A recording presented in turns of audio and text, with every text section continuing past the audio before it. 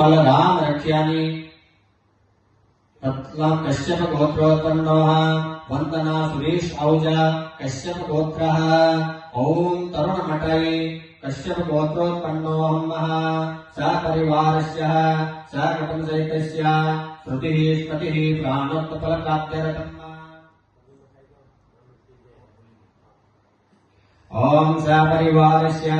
स कुटुम्बसहितस्य श्रुतिः स्मृतिः प्राणोत्पलप्राप्त्यर्थम् अप्राप्तलक्ष्मी प्राप्त्यर्थम् प्राप्तलक्ष्म्याश्चर्यकाल संरक्षणार्थम् सकलमनिगीप्सितकामना संसिद्ध्यर्थम्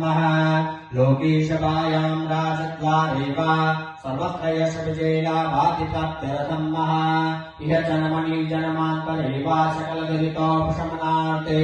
मम स भार्यस्य स पुत्रस्य स भक्तजनस्य स बान्धवस्य अखिलकुटुम्बसहितस्य समस्ततैर्व्याधिजरापीडा मृत्योपरिहारद्वारः आयु आरोग्य ऐश्वर्य अभिवृद्ध्यर्थम् आदिदेवे आदिभूते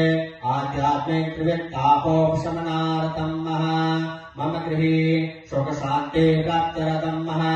मम जन्मकुण्डल्यां वर्षकुण्डल्यां गोचरकुण्डल्यां